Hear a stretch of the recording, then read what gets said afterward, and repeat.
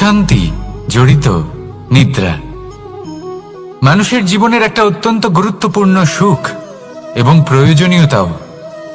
দেখতে গেলে এই সংসারের প্রত্যেক পশু পাখি, প্রত্যেক জীব অবশ্যই নিদ্রা প্রাপ্ত করেন, কিন্তু মানুষ, যার মধ্যে বিচার বিবেচনা করার শক্তি অন্যদের থেকে অনেক বেশি, তার কিন্তু ঘুমের কিছু সমস্যা অবশ্যই হয়। কি বলেন, তাই তো? এবার এর কারণ কি? চিন্তা। এবার চিন্তা আমাদের সবার জীবনে আছে। আমরা সকলে জানি যে চিন্তা কখনো আমাদের সাহায্য করে না, তাও আমাদের জীবনে আছে। কেন? চিন্তার মাধ্যমে কি কখনো কোনো সমস্যার সমাধান হয়েছে? অর্থের চিন্তা করলে কি অর্থ লাভ হয়? ভবিষ্যতের চিন্তা করলে কি ভবিষ্যৎ ঠিক হয়ে যায়? স্বাস্থ্যের চিন্তা করলে কি স্বাস্থ্য নিজে থেকেই ঠিক হয়? হয় না। তাহলে এই সব কিছু থেকে আমাদের একটা ছোট্ট শিক্ষা অবশ্যই লাভ করা উচিত। আপনিও আপনার কাঁধ থেকে চিন্তার এই বোঝা নামিয়ে ফেলুন। আর ইচ্ছে, এই সব ইচ্ছে একত্রিত হয়ে আমাদের মনে চিন্তা উৎপন্ন করে। তাই এই চিন্তাগুলিকে ত্যাগ করুন। প্রকৃতির প্রেমের ওপর বিশ্বাস রাখুন। মনে রাখবেন, যিনি চিন্তা মুক্ত হবেন তিনি চিতা মুক্ত হবেন। সুখের নিদ্রা প্রাপ্ত করুন, আর নিদ্রায় যাবার আগে আমার সাথে ভালোবেসে বলুন, রাধা রাধা। মহাদেব, সেই দেবতা যিনি মহান, যাকে দেবতাদের দেবতা বলা হয়, যিনি হলেন আমার আরাধ্য। কখনো আপনার মনে এই প্রশ্ন এসেছে যে শিবকেই কেন মহাদেব বলা হয়, অন্য কোনো দেবতাকে কেন বলা হয় না? সেই কারণ মহাদেবের মধ্যে, ওনার মধ্যে এমন এক বিশেষ গুণ রয়েছে যা অন্য কারণ নেই। তা হলো নিঃস্বার্থ হয়ে মানুষের সেবা করা। যদি প্রয়োজন পড়ে, যদি সৃষ্টির পথে বিনাশের কালো মেঘ ছেয়ে থাকে, তখন নিজের প্রাণের চিন্তা না করে হলাহল পান করার জন্য প্রস্তুত থাকেন মহাদেব। আর এই অদ্বিতীয় ত্যাগের জন্যই শিবকে মহাদেব বলে ডাকা হয়। এবার যদি কোনো মানুষও নিঃস্বার্থ ভাবনার দ্বারা নিজেকে অর্পণ করে দেয় এই জগতের কল্যাণের জন্য, মানুষের সেবার জন্য, তাহলে তিনিও মহাপুরুষ, মহামানব হতে পারেন। যদি কেউ অভুক্ত থাকেন, তাহলে নিজের থালা থেকে অর্ধেক খাবার তাকে দিয়ে দিন। যদি কেউ অসুস্থ হন, তাহলে তাকে সেবা করার, চিকিৎসা করার চেষ্টা করুন। এই জীবন শুধু নিজের জন্য নয়, অন্যদের প্রতি, সমস্ত সংসারের প্রতি উৎসর্গ করুন। যদি এই সব মানুষ শিখে যান, তাহলে তিনি মহাদেবের পথে অগ্রসর হতে পারেন। যদি মানুষ নিঃস্বার্থ ভাবনার দ্বারা এই সংসারের সেবা করতে শিখে যান, তাহলে তিনি নিশ্চিত রূপে মহামানব অবশ্যই হতে পারবেন। আসুন আমার সাথে ভালোবেসে বলুন, রাধা রাধা। স্বর্ণ, হিরে, মুক্ত, মানিক, এই সব কিছুকে আগে পাথর বলা হতো। তাহলে এমন কি হলো যে এদের রত্ন বলা হয়? আর রত্ন তা বাস্তবে আসলে কি? এটা হলো সেই পাথর যাকে আগে আগুনের তাপ সহ্য করতে হয়েছে, পরখ করা হয়েছে, যাচাই করা হয়েছে, এদের কাটার চেষ্টা করা হয়েছে, কিন্তু তারা কখনোই নষ্ট হয়নি, বরং তারা আরো উদ্ভাসিত হয়েছে, আরো উজ্জ্বল হয়েছে, এই সংসারে আরো প্রকাশ ছড়িয়ে দিয়েছে।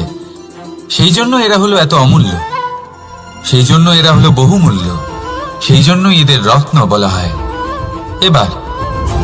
এবার মানুষের কাছেও এই নির্বাচনের অধিকার রয়েছে যে আমরা শুধু পাথর হয়ে থাকব নাকি রত্ন হয়ে থাকব। কিভাবে? আমাদের জীবনেও অনেক সমস্যা রয়েছে, বাধা আছে, বিপত্তি আছে। আমরা সেই বাধার তাপে উত্তপ্ত হই, এই সমস্যা আমাদের কাটার চেষ্টা করে। অনেক মানুষ বিভিন্ন পরিস্থিতি আমাদের ভাঙার চেষ্টা করে, কিন্তু আমাদের নষ্ট হলে চলবে না।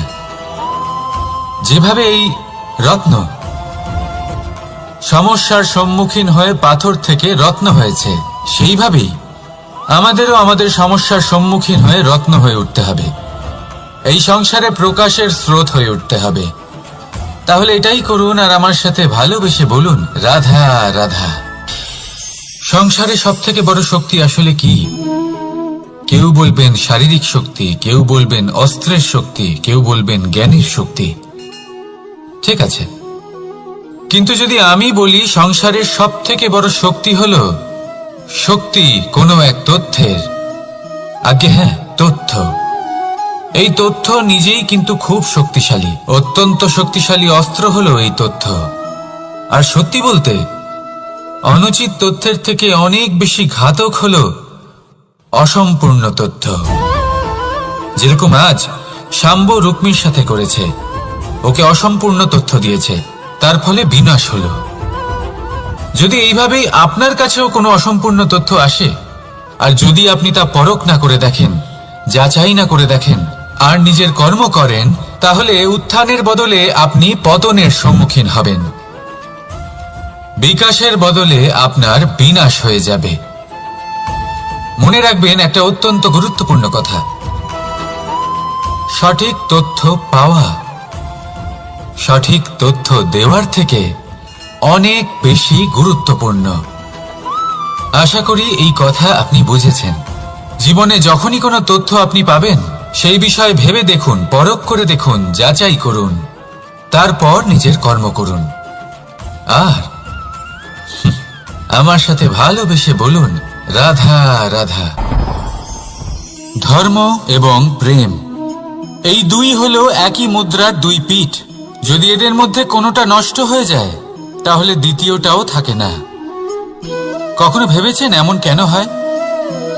তার জন্য আগে আপনাকে বুঝতে হবে যে ধর্ম আসলে কি।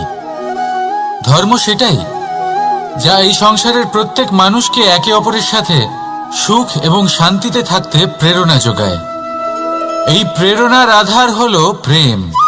প্রেম সেটাই যা আপনার মধ্যে অন্য কারোর প্রতি করুণাবোধ জাগিয়ে তোলে, সম্মান জাগিয়ে তোলে। এবার যদি প্রেম চলে যায়, তাহলে সবার আগে বিনাশ হবে সম্মান আর করুণাবোধের। এবার যেখানে না প্রেম রয়েছে, না সম্মান রয়েছে, না করুণা রয়েছে, সেখানে ধর্ম কিভাবে বাস করবে? অশুভ ইচ্ছে জাগ্রত হয়ে ওঠে, ক্রোধ জাগ্রত হয়ে ওঠে, অহংকার জাগ্রত হয়ে ওঠে, আর তারপর আরম্ভ হয় অধর্মের। তাই যা যা ভাবনা আপনার অন্তরে প্রবেশ করছে করতে দিন, কিন্তু যাই হোক না কেন এই প্রেমকে নিজের থেকে দূরে যেতে দেবেন না। এই প্রেমকে চিরকাল নিজের কাছে রাখুন, নিজের হৃদয়। আর এই প্রেম ভাব নিয়ে বলুন, রাধা রাধা। মানুষের জীবনে উন্নতি লাভ করার জন্য তিনটি স্তম্ভের প্রয়োজন হয়। প্রথম স্তম্ভ শিক্ষা। এই শিক্ষা আমাদের জ্ঞান প্রদান করে। দ্বিতীয় স্তম্ভ ব্যবসা, যার দ্বারা আমরা ধন উপার্জন করি। তৃতীয় স্তম্ভ হলো আমাদের ঈশ্বর, আমাদের ইষ্ট। এনার সাথে যদি আমরা জুড়ে থাকতে পারি, তাহলে এমন একটা মানসিক বল আপনি লাভ করবেন যেটা এই সংসারে আর কোথাও পাওয়া সম্ভব নয়। কিন্তু মানুষ অনেক সময় জীবনে এই তিনটি স্তম্ভ লাভ করা সত্ত্বেও সামনে অগ্রসর হতে পারেন না। তখনও জীবনে কঠিন পরিস্থিতি আসতেই থাকে। এমনটা ঠিক কেন হয়? কারণ সে জীবনে এই তিনটি স্তম্ভ লাভ করে নেয়, জীবনে প্রয়োগও করে, কিন্তু তার ভিতের কথা সে ভুলেই যায়। যেমন প্রথম স্তম্ভ অর্থাৎ শিক্ষা। এই শিক্ষার আধার হলো শুভ চেতনা। যদি অন্তরে শুভ চেতনা না থাকে, তাহলে এই শিক্ষার কোনো গুরুত্ব থাকে না। দ্বিতীয় স্তম্ভ ব্যবসা। পরিশ্রম করে উপার্জন করতে হবে, এই কথাটা আমরা সবাই জানি এবং সবাই চেষ্টাও করি। কিন্তু ব্যবসা করতে করতে আমরা এটা ভুলে যাই আমাদের ব্যবহার কেমন হয়ে পড়েছে। এই ব্যবহার যদি শুভ হয়, তাহলে আমাদের উপার্জন আস্তে আস্তে একটা স্থির জায়গায় এসে পৌঁছবে। এবং তৃতীয় স্তম্ভ আমাদের ভগবান। যদি ওনার স্মরণে আপনি যেতে চান, তাহলে তার পূর্বে নিজের মা বাবাকে সেবা করুন, তাদের যত্ন করুন, তাদেরকে ভালোবাসুন, কারণ ওনারাই হলেন এই সংসারে আপনার সব থেকে বড় ইষ্ট। তাহলে তিন স্তম্ভের সাথে সাথে তাদের আধারকেও নিজের জীবনে প্রাধান্য দিন। কোনো সমস্যা আসবে না, জীবনে একের পর এক উন্নতি করবেন এবং এই মন প্রসন্ন হয়ে বলবে, রাধা রাধা। সুখ, দুঃখ এবং শক্তি এই তিন হলো এই সংসারের ত্রিদেবের মতো। আমাদের জীবনে যা কিছু ঘটছে এই তিনটির ভিত্তির উপরেই হচ্ছে। আসলে এই সংসারের একটা নিয়ম আছে, যখনই আপনি কিছু লাভ করেন এই সংসার আপনার পরীক্ষা নেয়। এটা জানার জন্য আপনার পরীক্ষা নেয় যে আপনি যা কিছুই লাভ করেছেন আপনি কি আদৌ সেটার যোগ্য কিনা। ঠিক সেইভাবেই এই সুখ, দুঃখ এবং শক্তি আপনার পরীক্ষা নিয়ে থাকে। যখন সুখ আসে তখন সে আপনার পরীক্ষা নেয় যে আপনার মধ্যে অহংবোধ জাগ্রত হয়নি তো। যদি অহংবোধ চলে আসে তাহলে সুখ সেখানেই সঙ্গ ত্যাগ করে। দুঃখ আপনার ধৈর্যের পরীক্ষা নিতে থাকে, আর যদি আপনার মধ্যে ধৈর্য না থাকে তাহলে এটা আপনাকে আরো বেশি দুঃখের গভীর অন্ধকারে ঠেলে দেবে। সেখানে শক্তি পরীক্ষা নেয় আপনার বিনম্রতার। যদি আপনি বিনম্র না হন তাহলে হয় এই শক্তি আপনার সঙ্গ ত্যাগ করবে, নয় এই শক্তি বিনম্রতার অভাবে আপনার পতনের কারণ হতে পারে। এই সংসারে যে কোনো ব্যক্তি যিনি এই পরীক্ষায় উত্তীর্ণ হয়ে থাকেন এই জীবনে তিনি সাফল্য লাভ করেন। আসুন আমার সাথে ভালোবেসে বলুন, রাধা রাধা। ভয়ের সাথে আমরা সবাই পরিচিত, কষ্ট আমরা সবাই পেয়েছি। কখনো কখনো আমরা অসুস্থ হয়ে পড়ি, আর এমন সময় হলে মাতার মমতা, কখনো বাবার স্নেহ, কখনো বন্ধুদের পাশে থাকার অনুভূতি আমাদের রোগ নিরাময়ে সাহায্য করে। কখনো যদি আমরা নিরাশ হয়ে পড়ি, তখন যদি আমাদের কোনো আপনজন আমাদের দুটো ভালো কথা বলে তখন আমাদের মনোবল বেড়ে যায়। ঠিক তেমন সংসারের এই রঙ্গমঞ্চে যদি আপনি পীড়িত অনুভব করেন, কিছু শুভ কথা আলোচনা করুন, কিছু স্তুতি গান করুন, কিছু মুহূর্তের জন্য হলেও নিজের ইষ্টদেবের কথা স্মরণ করুন আর প্রার্থনা করুন। সাহস বাড়বে, শক্তিও বৃদ্ধি পাবে এবং সামনে এগিয়ে চলার পথও দেখতে পাবেন। তখন এই মন প্রসন্ন হয়ে বলবে, রাধা রাধা। এই সংসারে কখনো কোনো ব্যক্তিকে তার বাইরের পোশাক দেখে বিচার করার চেষ্টা করবেন না, এটা খুব বড় ভুল করবেন। যেমন আমরা জীবনে অনেক সময় এমন করি, ধরুন কোথাও একটা গাছ দেখলাম, খুব বিশাল আকারের একটা গাছ, যেটা মাটির থেকে অনেক উঁচুতে পৌঁছে গেছে, যার বিশাল শাখা আছে। সেগুলো দেখে আমরা ভাবি যে এই গাছে হয়তো কত সুস্বাদু ফল আছে, আমরা সেই গাছের পরিচর্যা করতে থাকি। আবার অন্যদিকে হলো একটি তৃণ, যেটা মাটি থেকে কিছুটা উঁচুতে পৌঁছেছে, কিন্তু সেই তৃণর নিচে, মাটির নিচে অত্যন্ত সুস্বাদু ফল বা সবজি জন্ম নেয়, যা আমাদের স্বাস্থ্যের পক্ষে অত্যন্ত উপকারী। সেই জন্য কখনো আবরণ দেখে কাউকে বিচার করতে চেষ্টা করবেন না। তার বদলে এটা বোঝার চেষ্টা করুন যে আপনার সামনে যে ব্যক্তি আছে বা বস্তু আছে তার বিশেষত্ব কি। যদি এই বিশেষত্ব বোঝার ক্ষমতা আপনি অর্জন করেন, যদি এই শিল্প আপনি নিজের ভেতরে জাগ্রত করেন, তাহলে এই সংসারে বিশেষত্ব কি সেটা আপনি জানতে পারবেন। আর এই সমস্ত খেলা দৃষ্টি থেকে নয়, দৃষ্টিভঙ্গি থেকে জন্ম নেয়। দৃষ্টিভঙ্গি সবসময় শুভ রাখুন আর আমার সাথে ভালোবেসে বলুন, রাধা রাধা। যখন আমরা কোনো বনে প্রবেশ করি তখন এই সবুজ ঘাস দেখে, এই কোমল ঘাস দেখে আমাদের মন প্রফুল্ল হয়ে ওঠে। ভিন্ন ভিন্ন প্রজাতির ফুল, ভিন্ন ভিন্ন রঙের ফুল দেখে এই মন আনন্দে ভরে ওঠে। এখানে শিশুরা আনন্দ লাভ করে, বড়রা ভোজন গ্রহণ করেন, কথাবার্তা বলেন, হাঁটাহাঁটি করে বেড়ান। এবার ভেবে দেখুন, যখন এই উপবনের নির্মাণ হয়েছিল সেই সময় যদি এই মাটিকে সঠিকভাবে খনন না করা হতো, যদি তাতে সঠিকভাবে বীজ রোপণ না করা হতো, যদি কোনো সংঘর্ষ না হতো, পরিশ্রম না করা হতো, যদি চলতে চলতে পায়ে কাঁটা না বিঁধে যেত, তাহলে এই সুন্দর বন দেখে আমরা কি এই আনন্দ লাভ করতে পারতাম? কখনোই নয়। ধরুন কোনো নদীর তটে সুন্দর একটি বন আছে, সেই বনের আনন্দ লাভ করতে গেলে আপনাকে সেই নদী পার করতেই হবে। যদি সুখের নদীর কাছে পৌঁছতে চান তাহলে তটে যে কাঁটা রয়েছে সেগুলোর সাথে সংঘর্ষ করতেই হবে। এই সংসারে যদি আপনি সুখ লাভ করতে চান তাহলে সুখ লাভের এই যাত্রা শুরু করতে হবে সংঘর্ষ দ্বারা। তাহলে সংঘর্ষকে স্বাগত জানান, এর পেছনেই সুখ রয়েছে যা আপনার জন্য অপেক্ষা করছে। এবার হাসুন আর আমার সাথে ভালোবেসে বলুন, রাধা রাধা। সংসারে আমাদের জীবনের সবথেকে বড় দোষ কি আপনি জানেন? কেউ বলবেন লোভ, কেউ বলবেন লালসা, কেউ বলবেন অসত্য। দেখুন, দুঃখের মূল কারণ হলো পরিশ্রম না করা।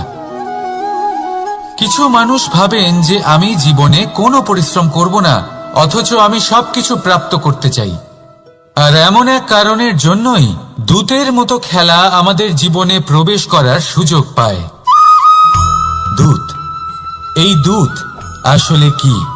দূত অর্থাৎ কোনো পরিশ্রম ছাড়াই অন্য কেউ পরিশ্রম করে যা অর্জন করেছেন, যে সুখ সুবিধা অর্জন করেছেন, তা নিজের জন্য শুধুমাত্র একটা খেলার মাধ্যমে নিজের করে নেবার ইচ্ছে। আর এই ইচ্ছে অত্যন্ত বিনাশকারী হতে পারে। এই ইচ্ছে যদি আপনার বিবেক, আপনার মন, আপনার চেতনা, আপনার ভাবনা প্রবাহিত করে ফেলে, তারপরে আপনি চেষ্টা করতে শুরু করে দেবেন, আর সেইখান থেকেই আপনার পতন শুরু হবে। এই চেষ্টা করবেন যে অন্য কারোর জীবনের সমস্ত ধন, তার সমস্ত জীবন সম্পূর্ণভাবে নিজের করে নেওয়ার। কারণ প্রথমে আশা জাগ্রত হয়, আর এই আশা হতাশায় পরিণত হতে সময় লাগে না। এই হতাশা কুণ্ঠায় পরিণত হতে সময় লাগে না, কুণ্ঠা লোভে পরিণত হতে সময় লাগে না, আর এই লোভ প্রতিশোধ স্পৃহাতে পরিণত হতে সময় লাগে না। আর যখন এই সব কিছু হয়, আপনি দুষ্ট হয়ে যান। আর সবাই জানেন যে প্রত্যেক দুষ্ট ব্যক্তির পতন হলো অবশ্যম্ভাবী। তাই নিজেকে দূতের থেকে দূরে রাখুন আর পরিশ্রমকে নিজের কাছে টেনে নিন। জীবনে আপনার যা যা স্বপ্ন রয়েছে, যা আপনি করতে চান, শুধুই পরিশ্রম দ্বারা অর্জন করুন। তাহলে তাই করুন আর আমার সাথে ভালোবেসে বলুন, রাধা রাধা। জীবনে কিছু শেখা অত্যন্ত গুরুত্বপূর্ণ। এবার কি কি শিখতে হবে সেই সব শেখানোর জন্য অনেক শিক্ষক রয়েছেন, কিন্তু কি শিখবেন না আর কি করবেন না, এটা আমাদের নিজের অভিজ্ঞতা দিয়ে শিখতে হয়। কিন্তু তার মানে এটা নয় যে যদি আপনাকে শিখতে হয় যে আগুনের তাপ কতটা, আপনাকে আগুনের মধ্যে হাত দিতে হবে। না, অন্য কারোর অভিজ্ঞতা দ্বারাও শিখতে পারেন। প্রশ্ন শুধুমাত্র একটাই যে আপনি কি শিখতে চান নাকি চান না। যদি আপনি এটাই ভাবেন যে আমি শুধুই নিজের অভিজ্ঞতা দ্বারাই শিখতে চাই, তাহলে জীবনকাল ছোট মনে হবে, অনেক কিছুই শিখতে পারবেন না। তাই নিজের সাথে সাথে বড়দের অভিজ্ঞতা দ্বারাও শেখা শুরু করে দিন। এই সংসারের অভিজ্ঞতা দ্বারা শিখতে শুরু করে দিন। আর এটা নিশ্চিত রূপে শেখা আবশ্যক যে কখন কি করবেন না, কোথায় থামতে হবে আর কোথায় থামবেন না। তাহলে আসুন আর আমার সাথে ভালোবেসে বলুন, রাধা রাধা। ভোজন। এবার ভোজন সংগ্রহ করার জন্য মানুষ কি না করেন, সবসময় চেষ্টা করতে থাকেন। ফসল উৎপাদনের জন্য অনেক পরিশ্রম করতে থাকেন, কিন্তু অনেক সময় অনেক পরিশ্রম করার পরেও ফসল ভালো উৎপাদন হয় না। এর কারণ কি? কারণ হলো এটাই যে আপনি পরিশ্রম হয়তো অনেক করেছেন, কিন্তু আপনার নজর তো সেই বীজের দিকে ছিলই না যা আপনি রোপণ করেছেন। সেই জন্য সবসময় কোনো বীজ রোপণ করার আগে তাকে পরখ করে দেখুন, তা অত্যন্ত আবশ্যক। আর সেইভাবেই যখনই কোনো কর্মের প্রশ্ন আসে, তাহলে সেখানে শুধুমাত্র পরিশ্রম যথেষ্ট নয়। সেই কাজের প্রতি আপনার কর্তব্য কি, আপনার উদ্দেশ্য কি, সেটা জানা হলো অত্যন্ত গুরুত্বপূর্ণ। তাই কর্ম করুন, কিন্তু সেই কর্মের প্রতি আপনার যা উদ্দেশ্য তার মাহাত্ম্য বুঝতে চেষ্টা করুন। তাহলে আসুন আমার সাথে ভালোবেসে বলুন, রাধা রাধা। প্রশান্তি জড়িত নিদ্রা। মানুষের জীবনের একটা অত্যন্ত গুরুত্বপূর্ণ সুখ এবং প্রয়োজনীয়তাও। দেখতে গেলে এই সংসারের প্রত্যেক পশু পাখি, প্রত্যেক জীব অবশ্যই নিদ্রা প্রাপ্ত করেন, কিন্তু মানুষ, যার মধ্যে বিচার বিবেচনা করার শক্তি অন্যদের থেকে অনেক বেশি, তার কিন্তু ঘুমের কিছু সমস্যা অবশ্যই হয়। কি বলেন, তাই তো? এবার এর কারণ কি? চিন্তা। এবার চিন্তা আমাদের সবার জীবনে আছে। আমরা সকলে জানি যে চিন্তা কখনো আমাদের সাহায্য করে না, তাও আমাদের জীবনে আছে। কেন? চিন্তার মাধ্যমে কি কখনো কোনো সমস্যার সমাধান হয়েছে? অর্থের চিন্তা করলে কি অর্থ লাভ হয়? ভবিষ্যতের চিন্তা করলে কি ভবিষ্যৎ ঠিক হয়ে যায়? স্বাস্থ্যের চিন্তা করলে কি স্বাস্থ্য নিজে থেকেই ঠিক হয়? হয় না।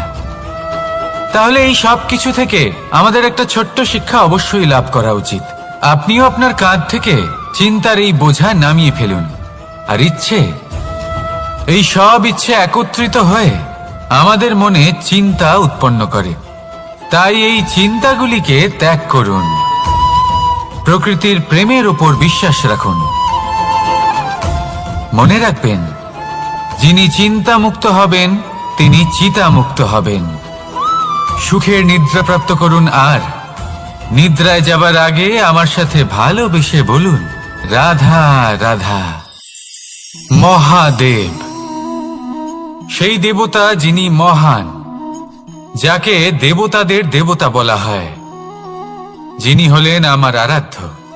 কখনো আপনার মনে এই প্রশ্ন এসেছে যে শিবকেই কেন মহাদেব বলা হয়, অন্য কোনো দেবতাকে কেন বলা হয় না? সেই কারণ মহাদেবের মধ্যে, ওনার মধ্যে এমন এক বিশেষ গুণ রয়েছে যা অন্য কারণ নেই। তা হলো নিঃস্বার্থ হয়ে মানুষের সেবা করা। যদি প্রয়োজন পড়ে, যদি সৃষ্টির পথে বিনাশের কালো মেঘ ছেয়ে থাকে, তখন নিজের প্রাণের চিন্তা না করে হলাহল পান করার জন্য প্রস্তুত থাকেন মহাদেব। আর এই অদ্বিতীয় ত্যাগের জন্যই শিবকে মহাদেব বলে ডাকা হয়। এবার যদি কোনো মানুষও নিঃস্বার্থ ভাবনার দ্বারা নিজেকে অর্পণ করে দেয় এই জগতের কল্যাণের জন্য, মানুষের সেবার জন্য, তাহলে তিনিও মহাপুরুষ, মহামানব হতে পারেন। যদি কেউ অভুক্ত থাকেন, তাহলে নিজের থালা থেকে অর্ধেক খাবার তাকে দিয়ে দিন। যদি কেউ অসুস্থ হন, তাহলে তাকে সেবা করার, চিকিৎসা করার চেষ্টা করুন। এই জীবন শুধু নিজের জন্য নয়, অন্যদের প্রতি, সমস্ত সংসারের প্রতি উৎসর্গ করুন। যদি এইসব মানুষ শিখে যান, তাহলে তিনি মহাদেবের পথে অগ্রসর হতে পারেন। যদি মানুষ নিঃস্বার্থ ভাবনার দ্বারা এই সংসারের সেবা করতে শিখে যান, তাহলে তিনি নিশ্চিত রূপে মহামানব অবশ্যই হতে পারবেন। আসুন আমার সাথে ভালোবেসে বলুন, রাধা রাধা। স্বর্ণ, হিরে, মুক্ত, মানিক, এই সব কিছুকে আগে পাথর বলা হতো। তাহলে এমন কি হলো যে এদের রত্ন বলা হয়? আর রত্ন তা বাস্তবে আসলে কি? এটা হলো সেই পাথর যাকে আগে আগুনের তাপ সহ্য করতে হয়েছে, পরখ করা হয়েছে, যাচাই করা হয়েছে, এদের কাটার চেষ্টা করা হয়েছে, কিন্তু তারা কখনোই নষ্ট হয়নি, বরং তারা আরো উদ্ভাসিত হয়েছে, আরো উজ্জ্বল হয়েছে, এই সংসারে আরো প্রকাশ ছড়িয়ে দিয়েছে। সেই জন্য এরা হলো এত অমূল্য, সেই জন্য এরা হলো বহুমূল্য, সেই জন্য এদের রত্ন বলা হয়। এবার মানুষের কাছেও এই নির্বাচনের অধিকার রয়েছে যে আমরা শুধু পাথর হয়ে থাকব নাকি রত্ন হয়ে থাকব। কিভাবে? আমাদের জীবনেও অনেক সমস্যা রয়েছে, বাধা আছে, বিপত্তি আছে। আমরা সেই বাধার তাপে উত্তপ্ত হই, এই সমস্যা আমাদের কাটার চেষ্টা করে। অনেক মানুষ বিভিন্ন পরিস্থিতি আমাদের ভাঙার চেষ্টা করে, কিন্তু আমাদের নষ্ট হলে চলবে না। যেভাবে এই রত্ন সমস্যার সম্মুখীন হয়ে পাথর থেকে রত্ন হয়েছে, সেইভাবেই আমাদেরও আমাদের সমস্যার সম্মুখীন হয়ে রত্ন হয়ে উঠতে হবে, এই সংসারে প্রকাশের স্রোত হয়ে উঠতে হবে। তাহলে এটাই করুন, আর আমার সাথে ভালোবেসে বলুন, রাধা রাধা। সংসারে সব থেকে বড় শক্তি আসলে কি? কেউ বলবেন শারীরিক শক্তি, কেউ বলবেন অস্ত্রের শক্তি, কেউ বলবেন জ্ঞানের শক্তি। ঠিক আছে, কিন্তু যদি আমি বলি সংসারের সব থেকে বড় শক্তি হল শক্তি কোনো এক তথ্যের, আজ্ঞে হ্যাঁ, তথ্য। এই তথ্য নিজেই কিন্তু খুব শক্তিশালী, অত্যন্ত শক্তিশালী অস্ত্র হলো এই তথ্য। আর সত্যি বলতে অনুচিত তথ্যের থেকে অনেক বেশি ঘাতক হলো অসম্পূর্ণ তথ্য। যেরকম আজ শাম্ব রুক্মির সাথে করেছে, ওকে অসম্পূর্ণ তথ্য দিয়েছে, তার ফলে বিনাশ হলো। যদি এইভাবেই আপনার কাছেও কোনো অসম্পূর্ণ তথ্য আসে, আর যদি আপনি তা পরখ না করে দেখেন, যাচাই না করে দেখেন, আর নিজের কর্ম করেন, তাহলে উত্থানের বদলে আপনি পতনের সম্মুখীন হবেন। বিকাশের বদলে আপনার বিনাশ হয়ে যাবে। মনে রাখবেন একটা অত্যন্ত গুরুত্বপূর্ণ কথা, সঠিক তথ্য পাওয়া সঠিক তথ্য দেওয়ার থেকে অনেক বেশি গুরুত্বপূর্ণ। আশা করি এই কথা আপনি বুঝেছেন। জীবনে যখনই কোনো তথ্য আপনি পাবেন, সেই বিষয়ে ভেবে দেখুন, পরখ করে দেখুন, যাচাই করুন, তারপর নিজের কর্ম করুন। আর আমার সাথে ভালোবেসে বলুন, রাধা রাধা।